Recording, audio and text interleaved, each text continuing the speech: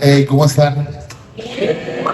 Qué increíble, qué increíble. Ayer que llegamos estaban ensayando y le digo a mi esposa que sentí la presencia de Dios cuando estábamos entrando y tienen una iglesia muy bonita. Hace rato le dije a mi esposa, tienen una iglesia muy bonita. Y dice, sí, está todo bien acomodado. Le digo, no, tienen una iglesia muy bonita.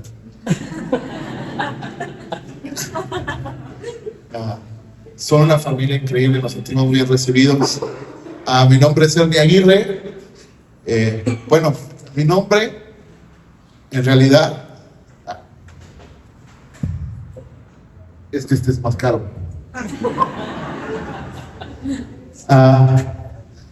Siempre, toda la vida me han querido diferenciar de mi papá, porque mi papá se llama igual que yo. Me llamo Ernesto Aguirre y toda la vida estaba acostumbrado a que me llamen diferente. Y el último apodo que me pusieron fue Ernie, entonces con ese me quedé. Entonces, como bien lo dijo el pastor Josué, venimos de Guadalajara, estamos pastoreando Salvar Iglesia ya por casi 13 años, por 13 años ya, 14 años que empezamos a plantar la iglesia y ahorita formamos parte de una red de iglesias que se llama La Iglesia. Fue un nombre muy creativo, creo yo. Sí, cuando la gente va a predicar allá es como, voy a la iglesia. Así, está chido. Y bueno, reciban también un saludo de parte de todo el equipo pastoral, nuestros pastores también, saben que estamos acá y estamos muy contentos de poder conectar con ustedes, de conectar con Josué y con Ana. Gracias por recibirnos tan bien, tan lindos y de verdad nos sentimos como en casa. Y bueno, sin más preámbulos, quisiera tomar un tiempo para orar y que durante las próximas 3 horas podamos estudiar la palabra de Dios. No es cierto. Vamos a orar, ¿ok? Padre, gracias por tu increíble misericordia y bondad y por tu Espíritu Santo en nosotros. Gracias porque hasta el día de hoy has sido fiel y te pedimos que en esta hora nos hables con tu buena palabra, que la palabra que necesitamos la envíes hoy, palabra de bendición, sanidad, restauración, libertad. Aun si necesitamos ser animados o confrontados por tu palabra, Dios, que así sea, que tu palabra sea esa semilla plantada en nuestros corazones, que pueda germinar, crecer y dar fruto a su tiempo. Te damos la gloria, la honra y la alabanza en el nombre de Jesús. Amén y amén. El día de ayer me advirtieron que escucharon una prédica mía y que dije algo que no debía haber dicho, pero les prometo delante de Dios y delante de los hombres que todo lo que diga está permitido en mi natal Guadalajara. ¿Sí? Pido disculpas por anticipado. Hace algunos años había un hombre que atravesaba una crisis profunda de fe y había perdido prácticamente todo, ¿no? Perdió su trabajo, su salud, cada vez su salud estaba peor, comenzaba a deteriorarse y había varias cosas pasando en su vida y no tenían como un sentido o una explicación. Y sé que más de alguno de aquí hemos pasado por alguna temporada que nos hemos sentido así, como que no todo está tan bien y no sabemos ni por qué. Y este hombre un día en esa frustración profunda oró a Dios y le dijo lo siguiente, le dijo, Señor, no entiendo lo que estás haciendo, pero tampoco puedo negarte. ¿Alguien alguna vez ha sentido así? Yo creo que todos, ¿no? Y hoy la verdad es que quisiera sumar a lo que han estado viendo a través de esta serie del beneficio de la duda. Y esta historia nos recuerda que esa oración que muchas veces hacemos honesta, que a veces no suena tan bien, no es tan poética, pero que es una oración que aunque a veces suena como reclamo, justamente Dios está ahí, porque hay momentos donde la fe no necesariamente se ve como certeza, sino se ve como resistencia. Y a veces creemos que la fe es una especie de positivismo exagerado, pero a veces la fe también se ve como aguantar, como seguir adelante. Y vivimos en una cultura donde creemos que la fe es la ausencia de dudas, pero la Biblia, la Escritura nos muestra un panorama muy diferente.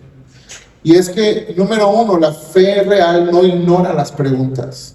Y lo segundo es que la fe real lucha y permanece. Y yo esta mañana quiero que entremos en la lectura de el libro de Habacuc, y exactamente lo que vamos a estudiar hoy. Y antes de que otra cosa pase, te quiero decir el título de este mensaje. Y es que hoy vamos a hablar de fe que permanece en la incertidumbre. Fe que permanece en la incertidumbre. Y para ponernos un poco en contexto, el libro de Habacuc es muy peculiar entre los profetas menores. Para los que no sabían, los libros proféticos están divididos entre mayores y menores, y no quiere decir que unos tenían más de 18 años y otros no, porque si no es por el contenido del libro, ¿no? A diferencia de otros profetas, Habacuc no le habla al pueblo de parte de Dios, que muchas veces los mensajes de los libros proféticos así son. Es Dios hablando a su pueblo, a Israel, sino que Dios en este libro de Habacuc nos deja ver algo muy peculiar, y es que Habacuc le habla a Dios de parte del pueblo, ¿no? Y es un diálogo teológico profundo donde el profeta confronta una realidad. Él está viviendo donde hay injusticia, donde hay violencia y donde Dios parece guardar silencio. Y yo creo que eso se parece mucho a algunas temporadas que nos ha tocado vivir. Históricamente, Judá estaba en decadencia moral, estaba todo patas para arriba. Dios revela que va a levantar un pueblo como instrumento de juicio, y eso genera una tensión muy fuerte, y hasta para nosotros como lectores, miles de años después, genera una tensión teológica, porque cómo un Dios santo puede utilizar a una nación tan perversa para corregir a su pueblo. Y el libro se estructura básicamente en 3 movimientos, ¿no? En el capítulo 1, donde se cuestiona a Dios, siempre no lo creas, se cuestiona a Dios. En el capítulo 2 nos habla de esperar, y en el capítulo 3 nos habla de confiar. Así que quiero que me acompañes en las siguientes lecturas para ponernos un poquito más en el tema. Habacuc, capítulo 1, versículos 2 y 3, va a aparecer en pantalla para que lo leas conmigo, y dice: ¿hasta cuándo debo pedir ayuda, oh Señor? Pero tú no escuchas. Hay violencia por todas partes. Clamo, pero tú no vienes a salvar. ¿Tendré siempre que ver estas maldades? ¿Por qué debo mirar tanta miseria? Donde quiera que mire, veo destrucción y violencia, y estoy rodeado de gente que le encanta discutir y pelear. Yo sé que esa última frase parece como cualquier cena de Navidad de cualquier familia mexicana, pero estoy completamente seguro que muchas veces nos hemos cuestionado el por qué vemos tanta injusticia en donde estamos. Hace probablemente un mes llegué yo a la iglesia, generalmente llego yo primero, llegué temprano, y me habla mi hermana y me dice: no puedo pasar porque hay un camión incendiándose enfrente de mí y me quiero regresar, y hay otro camión incendiándose atrás. Y no podemos movernos. Y fue esta famosa movilización que hubo en Guadalajara por la captura de un narcotraficante. Y de todos modos, hubo como 40 despistados que llegaron a la iglesia, no hicieron caso que dijimos que no fueran. Pero esos momentos de tensión, porque salimos de la iglesia, incluso nos tocó ver a mi familia y a mí que íbamos pasando con el coche y nos apuntaron con un arma larga. Y, o sea, esos momentos donde dices: Señor, ¿dónde estás? ¿No? ¿Dónde estás? ¿Por qué parece que no respondes? Ahora, puesto esto sobre la mesa, vamos a leer Habacuc 3, 17 y 18. Y yo sé que me voy a saltar al otro extremo, pero primero quiero leerlo y luego desmenuzar todo esto. ¿Estás de acuerdo conmigo? Sí. Buenísimo. Habacuc 3, 17 y 18 dice: aunque las higueras no florezcan y no haya uvas en las vides, aunque se pierda la cosecha de la oliva y los campos queden vacíos y no den fruto, aunque los rebaños mueran en los campos y los establos estén vacíos, aún así me alegraré en el Señor y me gozaré en el Dios de mi salvación. Y esto nos lleva por este viaje de Habacuc, donde empieza con un reclamo de injusticia, pero termina con esperanza. Pero si te das cuenta, este pasaje no termina cambiando las circunstancias, sino la manera en que Habacuc está mirando a través de ellas. Y hay dudas que a veces van a permanecer con nosotros en todas las temporadas, pero aún así podemos tener los ojos puestos en el autor y consumador de la fe. Y lo primero es que la fe que pregunta sin abandonar a Dios es la fe que debemos construir en nuestras vidas. Habacuc comienza preguntando: ¿hasta cuándo, Señor? Pero no niega a Dios en ningún momento, tampoco finge que está bien. La palabra clave que se utiliza aquí de clamor es una palabra que su raíz implica aferrarse o abrazar, ¿no? Y esto me parece muy profundo, porque no es un hombre, Habacuc, que duda para alejarse de Dios, sino que nos muestra un hombre que duda mientras se aferra a Dios. Y eso creo que debería volverse una realidad en nuestras vidas. El que tú y yo, mientras dudamos, lo mejor que podemos hacer es aferrarnos a Dios. En lugar de dudar, de saber si Dios está o no con nosotros, hay verdades bíblicas que son verdad, o le guste o no le guste. Es como ese dicho que dice que la verdad es la verdad independientemente de quién la diga, ¿no? Y la verdad es que Dios está con aquellos que invocan su nombre. No hay duda de eso. Y aunque parezca que no nos escucha, parece que no está presente, lo mejor que podemos hacer es construir una fe que, aunque tenga dudas y preguntas, se aferra cada día más a Jesús. Yo te invito en esta mañana a que entiendas lo siguiente: Dios no rechaza la duda honesta, porque además vivimos una cultura donde los mensajes que escuchamos son una especie de intercambio, de una negociación con Dios. Dale y te va a dar, trae para que el Señor te dé más, y este tipo de manipulación donde muchas veces lo que se muestra es un Dios de intercambios, y te hace sentir culpable porque si no me va bien seguramente no estoy dando lo suficiente. Y si llego a dudar, el culpable soy yo, porque además, ¿cómo puedo dudar? Lo más seguro es que no estoy haciendo lo suficiente para que Dios se agrade de mí y me pueda ver con agrado. Quiero decirte algo: no necesitas hacer eso, porque Dios nos ve a través de Jesús. Y Jesús es quien satisfizo toda la ley, y a través de Él tú y yo podemos acercarnos confiadamente a Dios, y podemos acercarnos aún con nuestras dudas. Porque Dios no rechaza una duda honesta. Y quizá muchos de nosotros nos hemos sentido culpables y decimos: es que ¿cómo puedo dudar de Dios? Y muchos, aunque no lo creas, y le preguntas a alguien y probablemente diga: no, ¿cómo crees? Yo nunca lo he hecho en secreto, ¿ok? Acuérdense que la mentira también es pecado. Pero todos hemos dudado. Pero Dios no le asusta nuestras dudas. Lo que realmente rechaza es la incredulidad que se endurece. Y la implicación de este texto es que puedes tener preguntas, pero aún a pesar de las preguntas podemos permanecer aferrados a nuestra relación con Jesús. Hay una palabra que ya no se usa mucho y que luego cuando la digo, sobre todo los adolescentes se quedan viendo como que la pronuncié mal, pero me dice: no es asir, es hacer. Pero ¿alguien sabe qué significa asirse? ¿Sí? Asirse, sujetarse así fuertemente. Yo creo que podemos tener dudas mientras nos asimos de Jesús, de su amor, de su gracia, de su misericordia. Lo segundo que nos enseña el texto es que la fe que debemos desarrollar es una fe que espera cuando Dios no tiene sentido. Y sí, lo dije bien: cuando Dios no tiene sentido.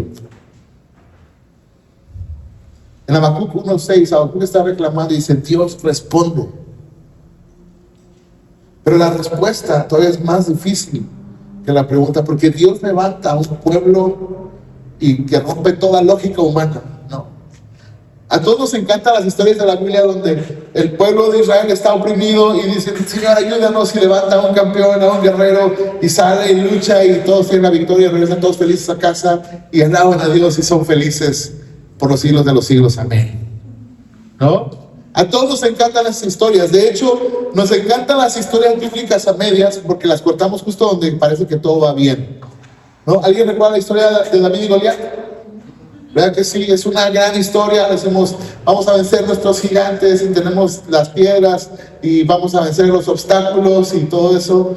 Y está increíble, pero esa historia no termina muy bien, que digamos, porque justamente después quieren matar a David por eso. Y nos encanta ese positivismo, ¿no? Y creemos que Dios siempre debe actuar así. Entonces imagínate un pueblo que siempre le han contado las historias, que Dios nos ha librado de Faraón, de los egipcios, de los filisteos, y de repente Dios dice, ok, solo veo que no te voy a librar, sino que te voy a hacer sufrir un poco, ¿no? Entonces rompe con toda la lógica humana. Y aquí, incluso para nosotros, hoy en día, resulta una tensión, como te decía hace un momento, una tensión teológica, porque es este versus de la soberanía de Dios contra la comprensión humana. Y Habacuc dice algo maravilloso en el verso 13 del capítulo 1. Dice, tú eres demasiado puro para ver el mal. Y entonces pregunta, entonces, ¿por qué lo permites? Y aquí es donde, conectándolo un poco con lo que vivimos en el día a día, generalmente nosotros decimos, Señor, tú eres tan bueno, pero ¿por qué a mí me pasan cosas malas y soy tan bueno yo también? ¿No? ¿Alguien alguna vez ha preguntado por qué le pasan cosas malas a la gente buena? ¿Sí? ¿Te has preguntado eso? ¿Por qué le pasan cosas malas a la gente buena? Y la respuesta es muy fácil, está en la Biblia, dice, no es bueno ni a uno. No lo digo yo, lo dice la Biblia. No se enoje conmigo, enójate con la Biblia. Y tienes dos trabajos, enojarte y contentarte. Pero la fe bíblica no es una emoción momentánea.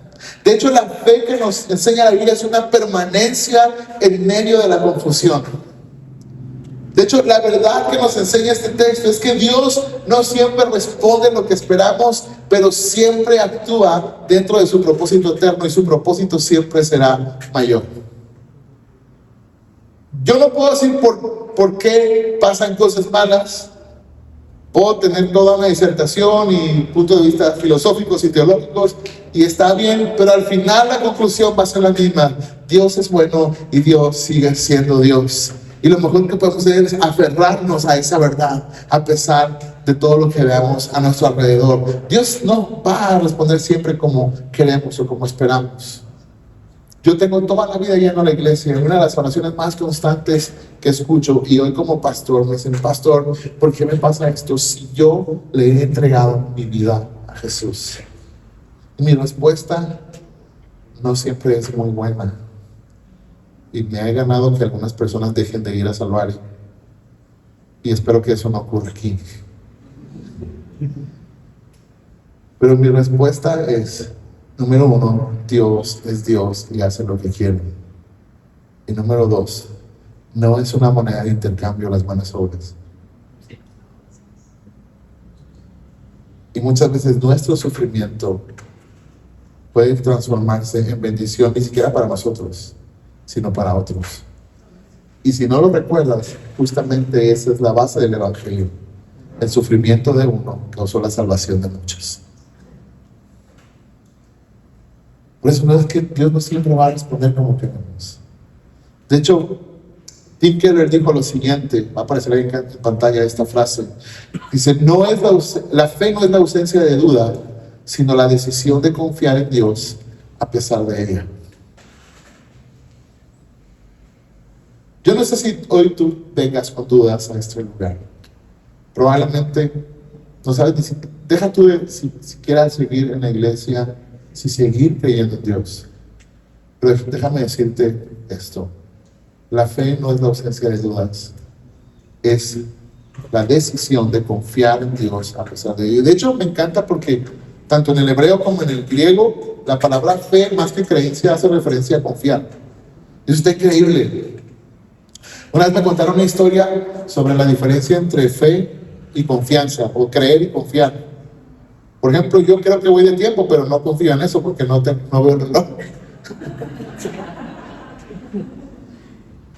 Pero, no, si me hacen señas, o sea, buenas señas, ¿ok? Sí, aclarando de cómo voy, pero me lo explicaron de una manera que para mí fue lo más fácil de entender, y fue acerca de una historia. Era de un equilibrista. que iba a pasar de un edificio a otro en la cuerda floja. Entonces él vio al público, que era muy famoso, y les preguntó: ¿cuántos creen que puedo pasar de un lado a otro? Y todo el mundo pues, haciendo ovaciones. Claro que sí, pues hemos visto hacerlo miles de veces. Y luego él preguntó: ¿y cuántos creen que lo puedo hacer con los ojos cerrados? Y todos: claro, pues lo has demostrado, hay videos de eso, te conocemos, lo has hecho una y otra vez. ¿Y cuántos creen que lo puedo hacer cargando a alguien sobre mis hombros? Y todos dijeron: claro que sí, lo hemos visto y lo has hecho y lo vas a volver a hacer. Y luego preguntó: ¿y quién se sube conmigo? Y se escuchó un gran silencio. Y justamente ahí radica la diferencia entre creer y confiar. La fe no es dudar, sino es confiar en Dios a pesar de las dudas. Y la clase de fe que permanece, número 3, es la fe que se transforma en adoración. Habacuc introduce un término de adoración que es un canto apasionado, intenso, que expresa adoración en medio del caos. Y esto es impresionante porque Habacuc no pasó de la duda a la explicación. Y esa es una tentación que tenemos muy comúnmente. Siempre decimos: Señor, yo no quiero que cambies todo, solo quiero entender el por qué. ¿Alguien ha hecho eso alguna vez? Muy mal hecho. Porque no siempre tenemos que entender el por qué. A veces solo decimos: Señor, yo contigo hasta la muerte, solo dime el por qué voy a pasar eso. No necesitas saberlo. Habacuc no pasó de la duda a la explicación, sino que pasó de la duda a la adoración. Y yo sé que podemos dar toda una clase de adoración, y seguramente lo han visto y lo han estudiado acerca de lo que es la adoración. Y la frase más trillada y más choteada en todo el cristianismo es: la adoración no es música, la adoración es una actitud del corazón. ¿Verdad que sí? Todos lo conocemos. Pero la expresión más linda para mí de adoración en la Biblia es esta escena donde una mujer derrama el frasco de perfume que tenía a los pies de Jesús. Todos conocemos esa historia, ¿no? Además, si viene Semana Santa, todos vamos a ver la película ya. Sí, no hay manera de no conocer esa historia. Pero hay varias cosas que me encantan de ahí. La primera es que el hombre que invitó a Jesús a su casa era fariseo. Ahora, para nosotros fariseo ahora es un insulto, ¿verdad? Decimos: ese mugre fariseo, y así, ¿verdad? Y lo decimos de manera peyorativa. Pero para el tiempo de Jesús, el fariseo era una persona admirable, era alguien que cuidaba la ley, que cuidaba que las personas cumplieran la ley, ¿no? De hecho, estaban vestidas de una manera muy especial, y personas anhelaban llegar a ser parte de los fariseos, porque era como la política, básicamente, y querían ser fariseos. El hombre que invita a Jesús era fariseo, solo que tenía un problema, que había estado leproso. Y ese hombre es quien está con Jesús, se acerca a la mujer y dice: si este fuera profeta, sabría qué tipo de mujer es esta. Y a mí me impacta muchísimo porque el cuate tenía cierta reputación, que se le vino abajo cuando le cayó la lepra, porque la lepra era una condición como de castigo de Dios. Entonces, socialmente, pues el cuate era como de, así como a ti dicen: oye, a ti ya me, uy, eso que es cristiano, uy, eso que es fariseo. Así, y le cayó la lepra, y su reputación estaba por el suelo, y aún así Jesús lo sana. Están cenando con él porque lo había sanado, y dice: si fuera profeta, pues no dejaría que lo tocara. ¡Qué gacho! Él no tenía por qué ni siquiera acercarse a Jesús, porque nadie podía tocar a un leproso, tenía que estar a cierta distancia de los leprosos. Y Jesús lo sanó y estaba con él. Esa es la primera parte de la escena. La segunda es que a esta mujer no le importó eso, sino que se acercó. Y además dio algo muy valioso. Y no sé si sabías, pero ¿alguien sabe qué es el alabastro? ¿Sí? ¿Qué es el alabastro? No. El alabastro es una piedra. El frasco era de alabastro. El perfume era de nardo puro. Entonces, la esencia era costosa y el frasco era costoso. Es como si dijeras: yo hoy voy a comprar un perfume francés en un frasco de oro, para entender. Es más, el piso del palacio de David era de puro alabastro. O sea, solo para que te des una idea. Esta mujer trae un frasco costoso, lo quebra, derrama el perfume, se postra delante de Jesús, comienza a derramar perfume, está llorando. Eso no está tan chido porque probablemente había algún moco por ahí. Y le seca con los cabellos a Jesús los pies. Y eso me deja ver algo, que a veces nosotros la adoración es esperar a que estemos en la mejor condición y solamente nos llega a rechazar a los demás. Pero la adoración que nos muestra esta mujer es que su historia no había cambiado aún. Todo el mundo la seguía rechazando. Y eso no le importó para acercarse a Jesús y dar absolutamente todo lo que tenía para reconocerlo como el Mesías. La adoración, efectivamente, no es música, pero tú y yo todos los días podemos rendir absolutamente todo para reconocer que Jesús es el único que puede transformar nuestra historia. Así que cuando nosotros estamos pasando circunstancias difíciles, no necesitamos que Dios nos explique por qué. Podemos venir delante de Jesús y decirle: Señor, yo solo sé que tú eres Dios, tú eres Rey, y te reconozco como tal en mi vida.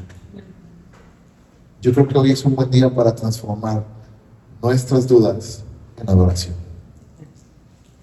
Y número 4, la fe que nos habla algo, es la fe que trasciende las circunstancias. De hecho, lo leímos y quisiera volverlo a leer, ¿no? Dice: aunque las higueras no florezcan y no haya uvas en las vides, aunque se pierda la cosecha de oliva y los campos queden vacíos y no den fruto, y aunque los rebaños mueran en los campos y en los establos estén vacíos, aún así, ¿qué dice? Me alegraré en el Señor, me gozaré en el Dios de mi salvación. Wow. Aunque la higuera no florezca. Esto, sobre todo cuando lo lees desde la perspectiva de la poesía hebrea, es muy lindo porque es como una progresión. La poesía hebrea no es como la poesía universal, no tiene ritmo y rima. Hay ciertos elementos que la hacen muy bella. Y es una progresión porque está como de que cada vez se pone toda la cosa, ¿no? Y aunque no pase esto, y aunque no pase así, como que cada cosa está más gacha, porque termina como en las posesiones, ¿no? Como eran los rebaños y así. Habla de, aunque alguien no tenga fruto, se quede sin alimento, sin provisión y sin estabilidad. Aún así, con todo y eso, me alegraré en el Señor. Y eso nos enseña que la fe madura no depende de lo que Dios hace, sino de quién es Dios. Así que no pasa nada si estás dudando. Dios no le asusta nuestras dudas. Eso es lo que quisiera que por lo menos hoy se quedara en nuestro corazón. Dios no está asustado por nuestras dudas. De hecho, quiero decir algo, espero no suene demasiado mal, si no se lo solucionas cuando yo no vaya. Pero la gente cree que puede ofender a Dios con la duda. Personalmente no creo, porque si no, nuestro Dios estaría de este tamaño. Podemos venir honestamente con la duda y trabajarlo de tal manera para que podamos entender que no necesitan cambiar las circunstancias para que podamos tener alegría y contentamiento en lo que Dios nos ha dado. Y a veces decir esto es fácil, ¿no? Y a veces, lamentablemente, como hoy vivimos platicaba con una persona que es teóloga y platicamos acerca de este mundo de Instagram, ¿no? De cristianos de Instagram, donde todo es bonito y todo es bello. Y está bien, es parte de la comunicación que tenemos que hacer. Yo me dedico a redes sociales y yo quiero hacer que las marcas que yo administro, todo el mundo sepa que es la mejor marca del mundo, es parte de. Pero un peligro de eso dentro de la iglesia es creer que todo debe estar perfecto y si no, es mi falta de espiritualidad. Y a veces llega alguien y te dice, no, pero está bien, si la estás pasando mal, no tiene que estar todo bien siempre. Como si ese alguien generalmente siempre está publicando que todo está bien. Lo que la gente realmente reacciona siempre es, claro, tú lo dices porque tú no me entiendes. A ti siempre te va bien, tú no estás entendiendo lo que yo estoy pasando. Por eso yo creo un poco más en la vulnerabilidad. Es decir, no siempre nos va bien. Los pastores también nos peleamos con nuestras esposas. Así como tú te peleas con tu esposa, yo me peleo con la mía. Es más, te puedo comprobar científicamente que pasamos todos los mismos problemas. ¿Quieren que se los comprueben? Ahí les va. Hombres, si tienes un pantalón que no está ni sucio ni limpio, va en la silla, ¿no es cierto? ¿Sabes por qué se rieron? Porque las mujeres están aguantando así, no, ¿verdad? Tienen que acomodar la ropa sucia. Claro, porque eso que me hace a mí ver vulnerable. A muchos no les gusta. Yo tengo que ser el super pastor, el super ungido, que todos vengan a mí y yo ore por ellos y les dé la explicación, cosas así.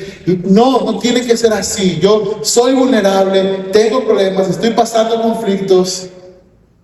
Tengo un trabajo como el tuyo, que a veces odio a mi jefe y a veces lo amo cuando me paga. Es la verdad. Y no se trata de que yo esté en una mejor posición para decirte, claro, tienes que confiar en Dios. No, yo tengo luchas, tengo pruebas como todos nosotros y podemos decir, yo aún así me alegro en el Señor, porque no necesito que esté todo bien para saber que Dios es bueno y Dios es fiel.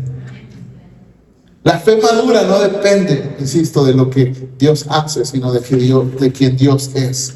Porque la adoración más pura no nace del milagro, nace de la revelación de quién es Dios. Lo voy a decir otra vez. La adoración más pura no nace de un milagro, nace de la revelación de quién es Dios. De hecho, yo siempre he dicho lo siguiente: los milagros en la vida de las personas no son actos de magia, son procesos creativos de Dios para formar nuestro carácter. Dios está más interesado en transformar tu corazón que en que recibas lo que quieres recibir. En conclusión, que no sé dónde está el reloj, por cierto. Llevo como 40 minutos.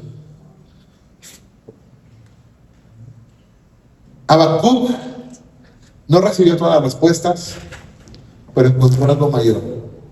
Encontró una confianza que no depende de entender, sino de conocer a Dios. ¿Alguna vez has escuchado esa frase de a las mujeres no hay que quererlas?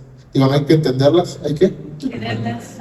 Algo así más o menos. No necesitamos entender a Dios, necesitamos conocerlo a Él.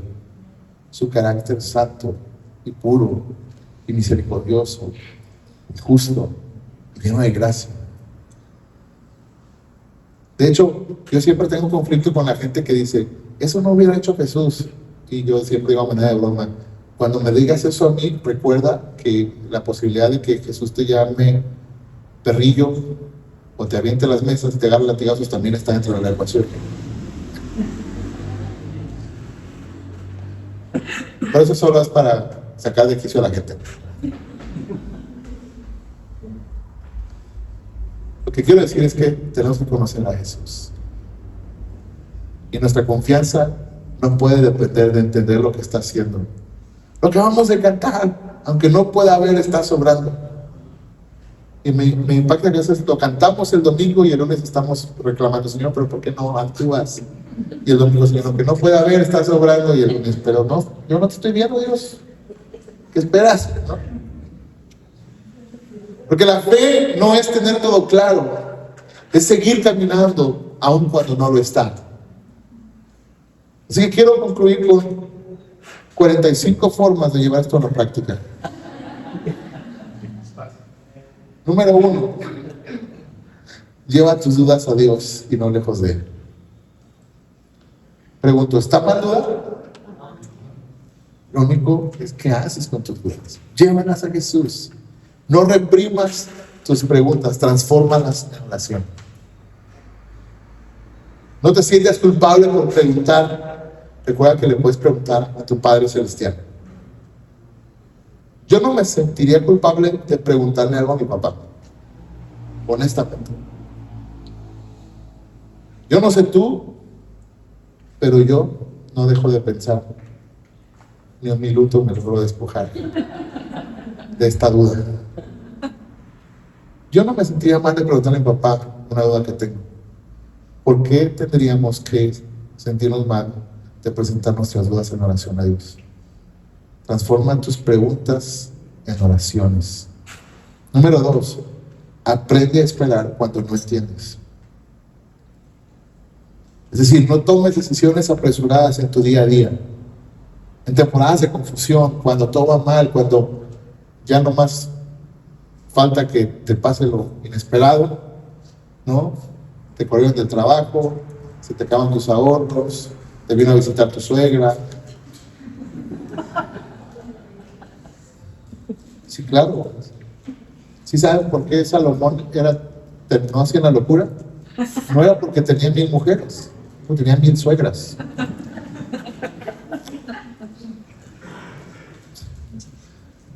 Pero volviendo al tema, aprender a esperar cuando no entiendes significa no tomar decisiones apresuradas en esos momentos, porque la fe también sabe permanecer y quedarse. Nuestra tendencia es querer solucionar, ¿verdad que sí? Solucionar inmediato, pero que nuestra reacción sea esperar en el Señor. Hay algo que dice, pacientemente esperé al Señor. Y eso es lo más difícil que existe. Dios responde de varias maneras. Todos queremos que nos responda sí, ¿verdad? Pero Dios responde sí, ¿y qué crees? También responde no. ¿Y a quién crees que le respondió que no? A Jesús. Digo, Padre, si es posible que pase a mí esta copa, y con Él va a ir a la cruz. Y a veces Dios, su respuesta es, espérame.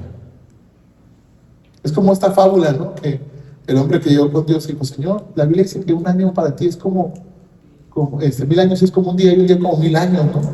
Yo me imagino que para ti $1,000,000 es como un peso. Dijo, dame un peso. Dijo, sí, espérame un día. ¿No? Esperar no siempre es lo más cómodo, pero nos ayuda a fortalecer nuestra fe. Número 3, decide, dije que eran 45, en serio. Decide adorar, ya no les gustó. Decide adorar antes de ver la respuesta. Porque la adoración no es una reacción, es una decisión espiritual. De hecho, si adoramos como de manera reaccionaria, no hemos entendido quién es Dios. Claro que en agradecimiento, en gratitud reaccionamos con adoración, claro. Pero yo no necesito llegar hasta ese punto, porque aun cuando hay dudas, cuando no sé qué va a pasar mañana, cuando hay incertidumbre en mi trabajo, o en mi familia, o en mi relación conyugal, cuando parece que todo está por destruirse, justo en ese momento de la duda, puedo decidir adorar a Dios, porque le adoro por quien es Él. Y número 4, desarrolla una fe que no dependa de resultados.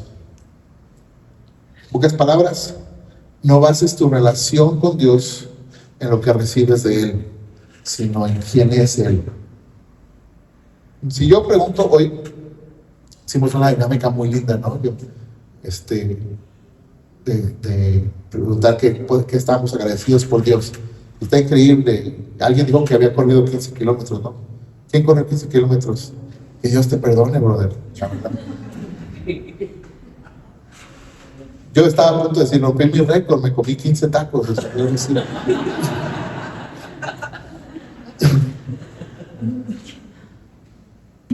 Y está bien. Claro que tenemos que ser agradecidos a Dios con todo y por todo. Claro, eso es increíble. Qué lindo que los niños aprenden a agradecer desde niños, ¿no? Me encantó escuchar por las calificaciones, por el cumpleaños de su hermanito. Qué increíble. Eso es bueno. Pero aún mejor es cuando agradecemos a Dios y estamos contentos, estamos desarrollando una fe que no dependa de ver algo para seguir confiando. Yo sé que Dios es bueno, aunque me esté doliendo. Siempre nos preguntan, mi esposa y yo tenemos casi 20 años de casados y mi hija tiene 7 años. Siempre nos preguntan por qué nos esperamos tanto. Y la realidad de las cosas es que hasta el día de hoy vivo arrepentido de no haber vendido mi historia, no sabía que estaba embarazada y haberme ganado un Alan ahí, pero el diagnóstico era que nunca íbamos a poder tener bebés. Y mi esposa le dijeron, no hay manera que tengas bebés, no va a pasar, olvídalo. Probablemente pueda ser a través de inseminación artificial, pero es muy caro y no es seguro que esté embarazada, así que... Entonces nosotros ya hacíamos bromas acerca... O sea, nosotros pasamos un proceso tan largo que ya hacíamos bromas agradeciéndole a Dios por no tener hijos. Entonces cuando veíamos que un niño hacía berrinches y le hacía un berrinche a su papá, la chocábamos así. No vamos a pasar eso. No es broma, es verdad, así lo hacíamos. Ahora ya le digo, deschócala, ¿verdad? No le voy a hacer muy larga la historia, no estoy aquí para contar testimonio y hablarte de mí, pero quiero decirte esto. Mi esposa se enteró que estaba embarazada. Si quieres saber los detalles, al final se los decimos. Pero nos enteramos que estaba embarazada cuando tenía 7 meses y medio de embarazo.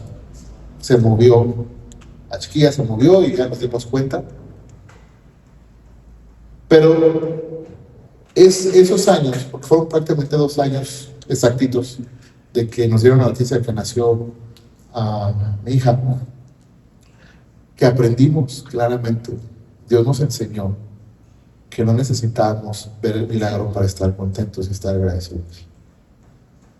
Y a veces cuando contamos nuestra historia, a la gente dice, si a ellos les pasó, nos puede pasar a nosotros. Y yo digo, no necesariamente. Lo bonito de la historia no es que tengo una niña ahora, claro que es hermoso y amo a mi hija con todo mi corazón, pero lo lindo de esa historia es que Dios nos enseñó a estar felices y contentos y seguir sirviéndolo a pesar de que no íbamos a poder tener hijos. Porque la fe no se basa en lo que recibimos, sino en quién es Dios. Yo termino con esta frase. No era 45, 44, ustedes bien espantados. La fe no es una forma de conseguir que Dios haga lo que queremos. Esta frase es de Eugene Peterson. La fe es la manera en que aprendemos a confiar en lo que Él ya está haciendo. Y yo no sé si tú estás pasando una temporada difícil. Y yo sé que este es el cierre de esta serie. Y me encantaría que no nos fuéramos de este lugar sin la convicción y la certeza de que Dios, número 1, no se asusta por nuestras dudas, es nuestro Padre Celestial y nos escucha. Y número 3, las dudas se pueden transformar en adoración. No aquí, cuando llegas a tu casa, cuando guardas la Biblia, vas a salir a trabajar el día de mañana. Porque la euforia se acaba, la emoción se termina. Podría haberte dicho un mensaje eufórico y todos gritar amén y estar felices de que Dios va a hacer un milagro. Pero el día de mañana, cuando vuelves a la realidad, cuando el matrimonio no se arregló por arte de magia, cuando tus hijos te siguen diciendo que te odian y que no quieren volver a saber nada de la iglesia, cuando los ahorros en el banco se están acabando o tu jefe está a punto de despedirte o tienes un acta administrativa porque llegaste tarde una vez más, en ese momento, justo en ese momento, quiero que te acuerdes de este día, de este momento. Y que te recuerdes esto: la fe no es una forma de conseguir que Dios haga lo que queremos.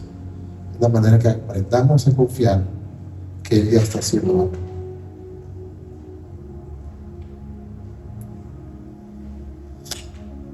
¿Van a pasar cosas malas? Sí. ¿Vamos a dudar? Sí. Y la peor pregunta que podemos hacer, no vamos a evitar volverla a hacer. No vamos a evitar volver a preguntar, Señor, ¿por qué? En el peor de los casos, ¿por qué a mí? Pero lo que sí podemos aprender es quién es Jesús.